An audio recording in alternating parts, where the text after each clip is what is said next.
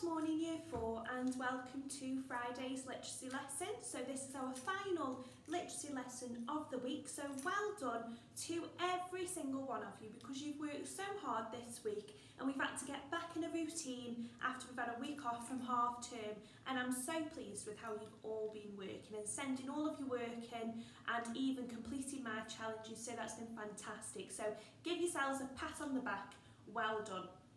Okay, so we're going to start with our SPAG starter, and then I'm going to give you the page number and we're going to work through what we are doing for today. So we're going to start with our spellings, and behind me I've got my sentence, and you at home know that you need to try and spot and correct my spelling mistake. So my sentence is, Bobby made a mistake in his maths book.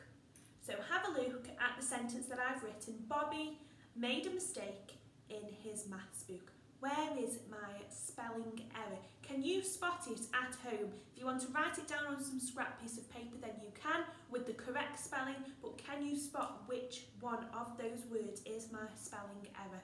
And I'm going to get my pink pen out, ready to mark.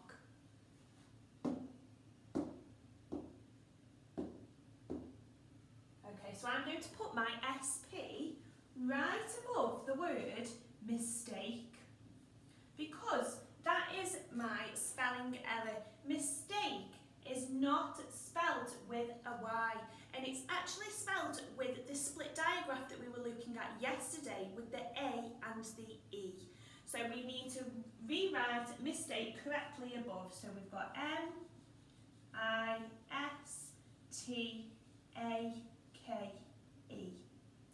Okay, so the correct spelling is written above there. Now, hopefully you would have noticed that mistake was my spelling error, and that's because that's one of your spellings for this week. So just a reminder to do your spelling test and send in all of your scores so I can keep a log of it as well, but hopefully you won't be getting this one wrong in today's spelling test.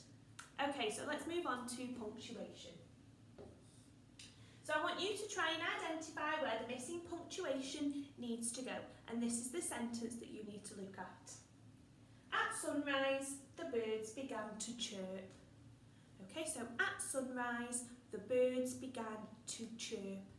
Where is my missing punctuation? Have a close look now. If you need to zoom in on your device or have a close look, where's my missing punctuation? I've got my full stop at the end of the sentence, so that's okay. I've got my capital letter at the start, but there's something in the middle of the sentence. At sunrise, the birds began to chirp. Now, at sunrise is a time preposition. It's telling us when something's happened. So the birds were chirping at sunrise. So after we've put in our time preposition, we need to have a comma just after sunrise. So I'm going to put a P just after the word sunrise, and that's where my comma is going to go, because after we have put in a time preposition, we need to put a comma to separate the time preposition from the rest of the sentence. And well done if you got that at home. So I can tick off my punctuation, and now we're going to move on to our grammar part of our starter today. Now what I want you to do is try and identify the noun or nouns in this sentence. So remember, a noun is the name of something. So it's not the name of a person or a place, because we call them what? Who can remember from when we have been doing our learning? If you can say it out loud at home, please do. So it's the name of a person or a place, and that's a pronoun. So well done if you did say that at home. So I am just looking for the name of an object in this sentence. So this is my sentence for you. To make a sandcastle, you need a bucket and a spade. So to make a sandcastle, you need a bucket and a spade. What are my objects in that sentence? Am I going to be circling one? Am I going to be circling more than one? Have a think, I'll read it to you one more time. To make a sandcastle, you need a bucket and a spade. Okay, so let's circle my nouns in this sentence. So I've got sandcastle. When we've built a sandcastle, that's an object, isn't it? So it's the name of an object, sandcastle. And to make a sandcastle, we also need two other objects. which are named in the sentence, a bucket and a spade. So I can circle bucket and I can circle spade. So actually I had more than 2 nouns in that sentence. I actually had 3. So well done if you spotted those 3 at home. Maybe some of you spotted bucket and spade but weren't sure of sandcastle. But that's okay, it was just there to get our brains thinking for today. So we've finished our grammar and now we're going to move on to our learning question, and I'm going to direct you with which page I need you to be looking at for today's learning. So our learning question is, can I begin? So we're only starting. Can I begin to use commands in a sentence? So we need to be starting to think about what are commands. Now the page number that I need you to turn to, so today we are in our writing books still, so we have Wednesday, Thursday, Friday in writing books. So we need to have this booklet, and the page number that I need you to go and look at is page number 9. So this is the page that you will need for your learning today. Okay, so if you can turn to that page when you are ready to start the lesson. Now, whilst you are getting ready to get all of your work out and your pencil ready, I just want to revisit my challenge from yesterday. So my challenge was a true or false statement. My statement said, don't is a contraction for do not. And lots of you got in touch, so well done. Now, especially well done if you did tell me that it was true, and that means that you were really listening to our work from yesterday, and it is in fact true. Don't is a contraction because when we contract it together, it is replacing the 2 words do not. So well done if you did feedback and join in with the challenge, and especially well done if you got it right and you told me that my statement was in fact true.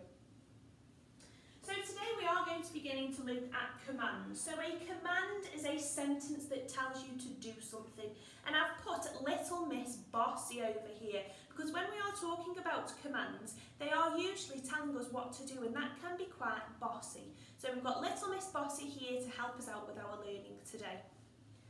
Also, what I want us to look at is here, this word here, imperative verbs.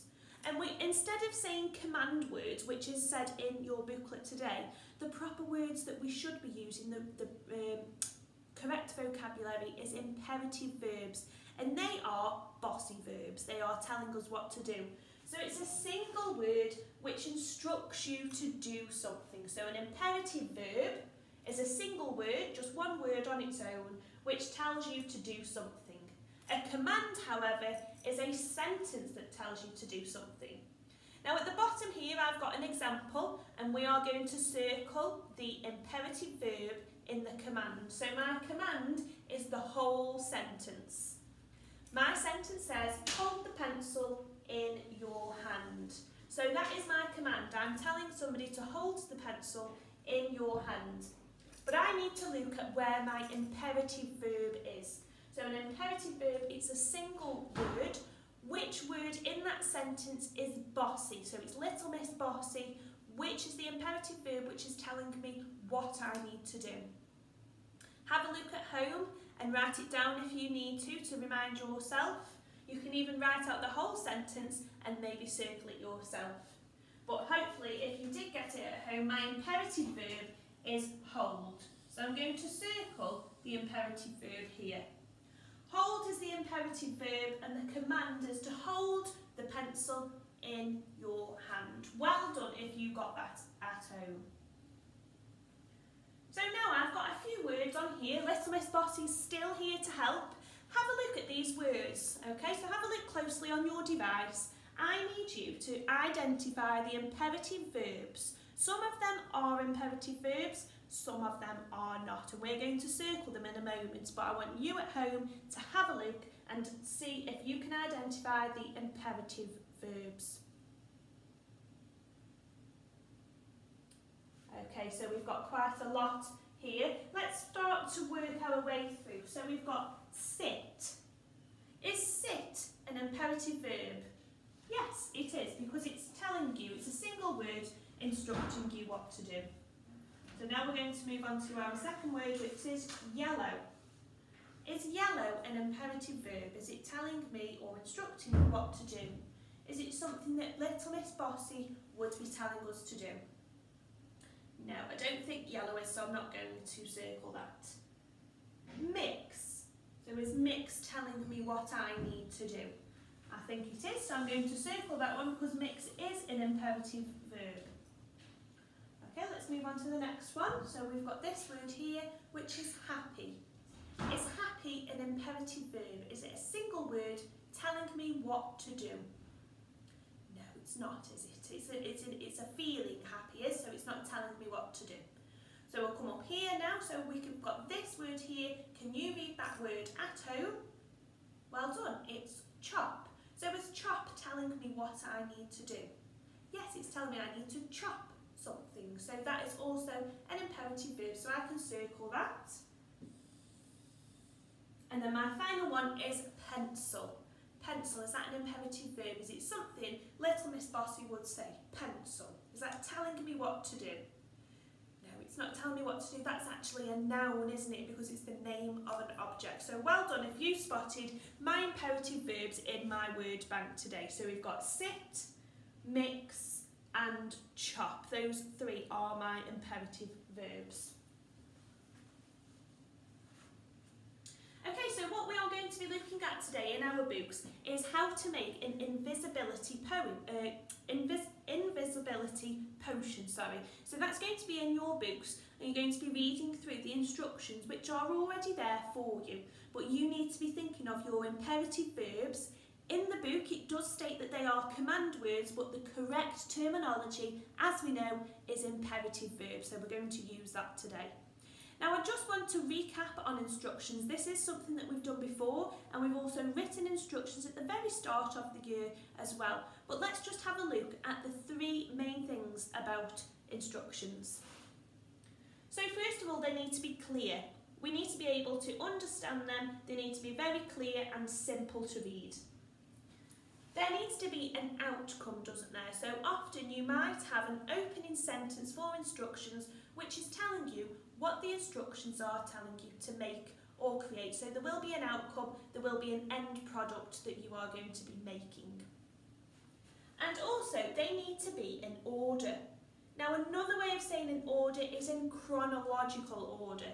And it's important to have instructions in order because there are steps that need to be taken to reach that end outcome. Okay, and I have put two pictures here. So we've got a picture of a recipe. So you will often find instructions when you are cooking or baking. So you might have to follow a recipe. And you need to make sure that it's clear and simple, that you know the outcome of what you are making or baking, and that it's in order. So we're not going to mix all the ingredients together after we've taken them out of the oven. Okay, so they have to be in order.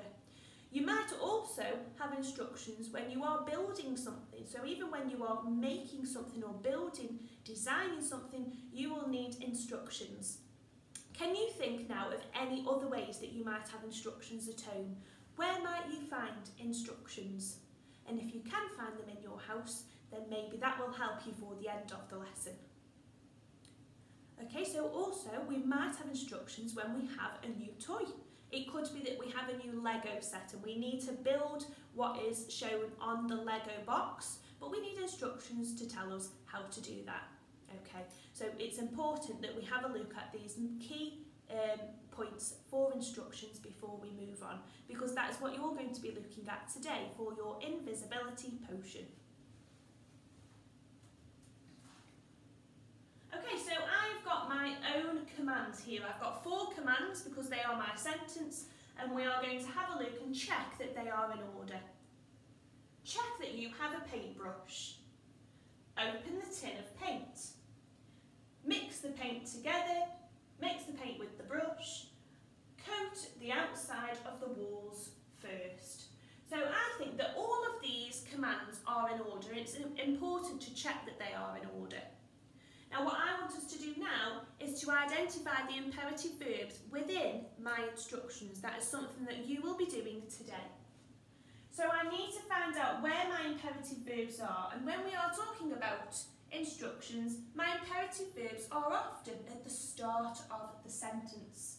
Check is an imperative verb. It's telling me to do something. make sure you check. So check is my first. Open, it's telling me to do something. It's telling me to open the tin of paint. And you can see that these are all at the start of the sentences. Mix, that's also an imperative verb. It's telling me what to do. So I'm going to mix the paint with the brush. And then finally, I've got coat the outside of the walls first. So it's telling me to coat the outside. Now this is not a coat that you would wear. If you are going to coat something, you are applying it to the surface, which would be the wall. So make sure you don't get mixed up. That means coat. So it is an imperative verb. It's not talking about the coat that we wear. Okay, so well done if you had followed them today. Now those are the similar activities that you are going to be doing in your books. And I just want to set a little challenge for us today. And this isn't something that you need to show me in the Year 4 email box, although it will be great if you do find some. But I want you to have a look around your home. So have a look, could be around your bedroom, in the kitchen, ask whoever you are living with, mums or dads, just to check. I want you to have a look and see if you can find any instructions. So have a look around your home. If you do find instructions, it might be for a recipe or how to build something. If you can take a picture and send it in, that'd be great. Or just have a look around your home setting to see if you can find any with the people that you are living with.